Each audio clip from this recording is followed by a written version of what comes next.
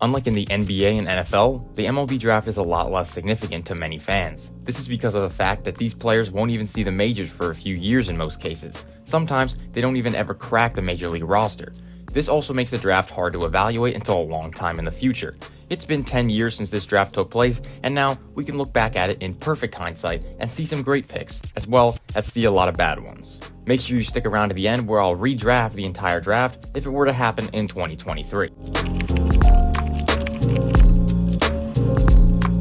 Where else do we start but by looking at the first round, which started off with the Houston Astros selecting Mark Appel. Now, a lot of people know who Mark Appel is, and it's not for his contributions on a major league team.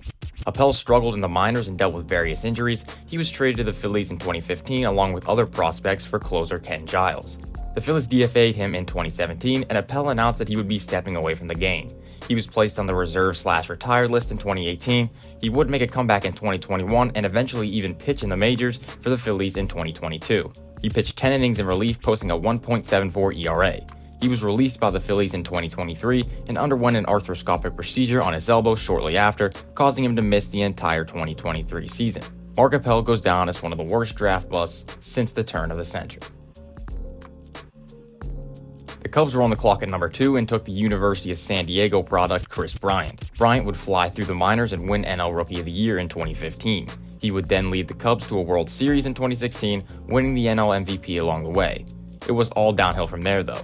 In 2022, he signed a 7-year, $182 million contract with the Rockies, which is now considered one of the worst in the league as Bryant has been struggling to stay healthy and perform. It's safe to say though that the Cubs were happy with their selection.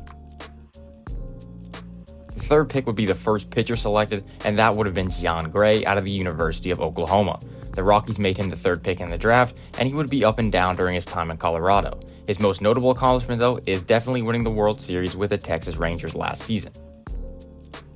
The fourth pick was Cole Stewart by the Minnesota Twins, who pitched 75 innings in the majors to a 4.88 ERA. Not good from the fourth overall pick, and as you can see, not all these picks are going to be good. The fifth pick was Clint Frazier by the Cleveland Indians, who was then traded to the Yankees for Andrew Miller before he made the majors. You may know him from all these jokes where people would put Frazier, Miguel Andujar, and Estevan Florial in these mock trade packages since they were once young promising pieces, but they slowly lost their value and the Yankees never traded them. Everyone was always like, oh, the Yankees are going to make a big move with these guys, but they all ended up being busts and the Yankees never traded them. And with that, we go to the sixth pick, Colin Moran, who was drafted by the Marlins out of North Carolina. The Marlins traded him just a year later to acquire Jake Marisnick from the Houston Astros, which is where Moran made his debut. He's most notably a Pittsburgh Pirate, though, after he was traded there in exchange for Garrett Cole.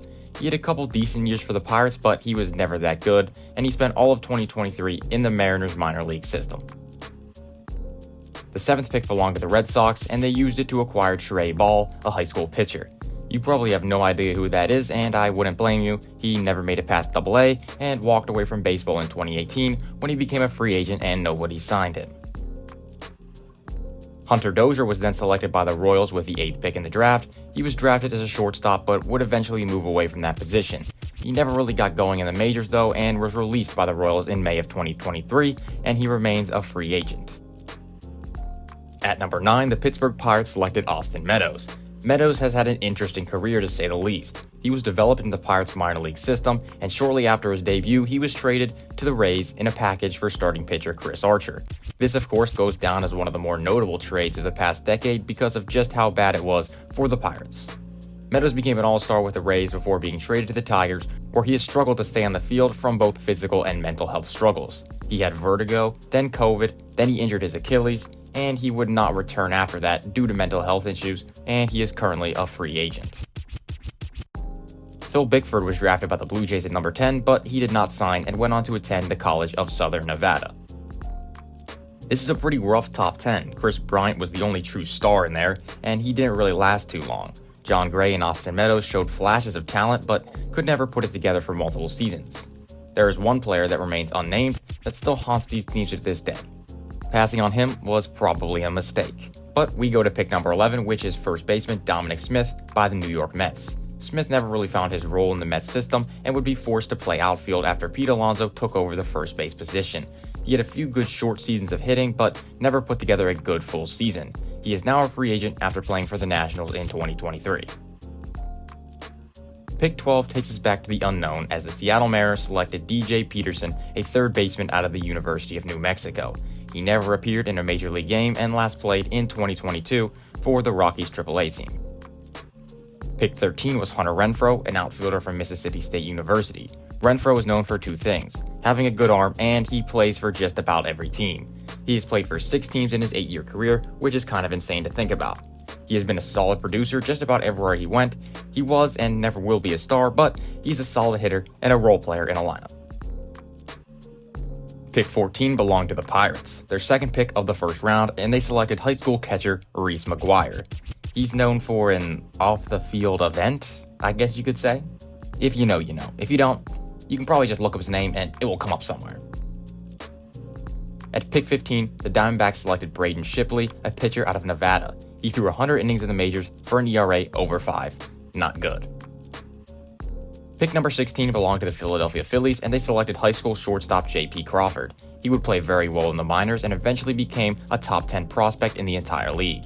He would make his debut for the Phillies in 2017, but was traded in 2018 to the Mariners for Gene Segura. Crawford's now just entering the prime of his career as he put up easily his best season in 2023 at age 28. He's no defensive stalwart at shortstop, but he put up an OPS plus of 131 in 2023, which was the highest of his career. The White Sox would follow up by picking another shortstop, Tim Anderson. Anderson got off to a slow start in his major league career as it took him 3 seasons to finally get over the hump. He debuted in 2016, but in 2019, he broke out after leading the league in batting average at .335. He finished 7th in the MVP voting in the COVID-shortened 2020 season, posting an OPS plus of 140.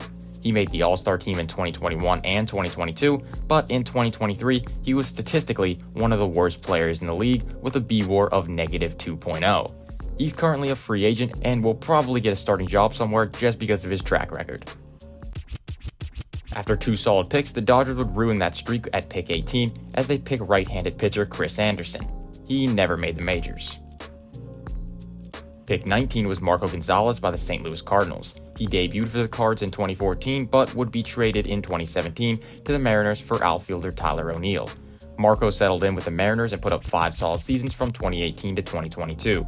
He struggled in 2023 and was traded to the Braves and then traded to the Pirates in this offseason.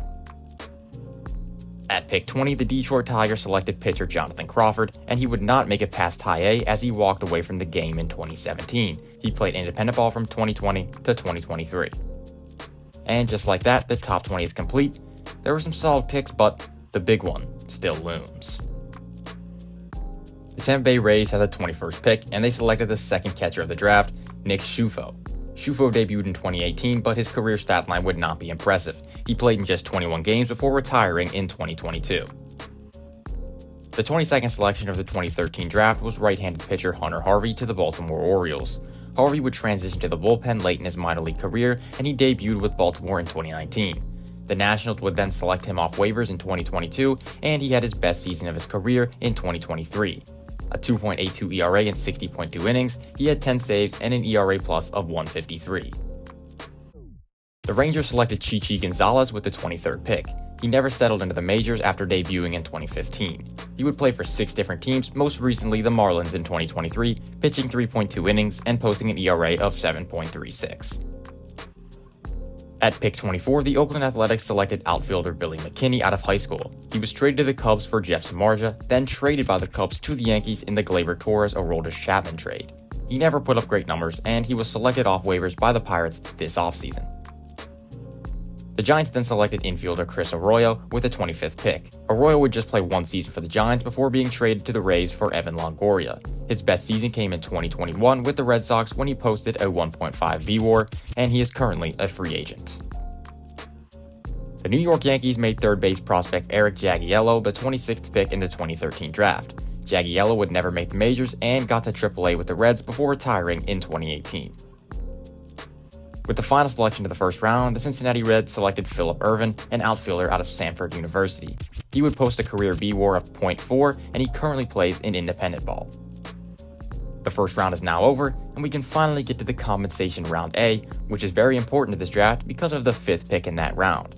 We can skip past the first 4 real quick And finally, get to the 32nd pick of the 2013 MLB Draft, Aaron Judge.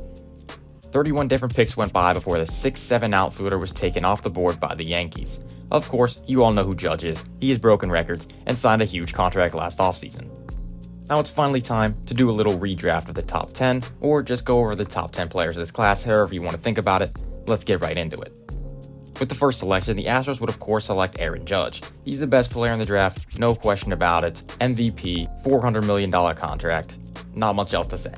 The Cubs would remain with Chris Bryant, as you can't really pass on an MVP, and I think the Cubs were very happy with their original pick. The third pick would have to be Cody Bellinger to the Colorado Rockies, who was originally selected in the 4th round. He's another MVP, but he had a big fall off there for a couple seasons. He looked to be back on track in 2023 with the Cubs, but we'll see what he does in 2024 for wherever he signs, because he's currently a free agent and he's most likely going to get a pretty big contract. The 4th pick would have to be J.P. Crawford to the Minnesota Twins. Crawford took a huge step in 2023 after taking a while to get going, but he's looking like one of the best offensive shortstops in the league in 2024. Number 5 is Jeff McNeil to the Cleveland Guardians. McNeil was originally drafted in the 12th round by the New York Mets, but in my opinion, he's the 5th best player from this class. He has nearly 20 career B-WAR and would still be a solid contributor in 2024.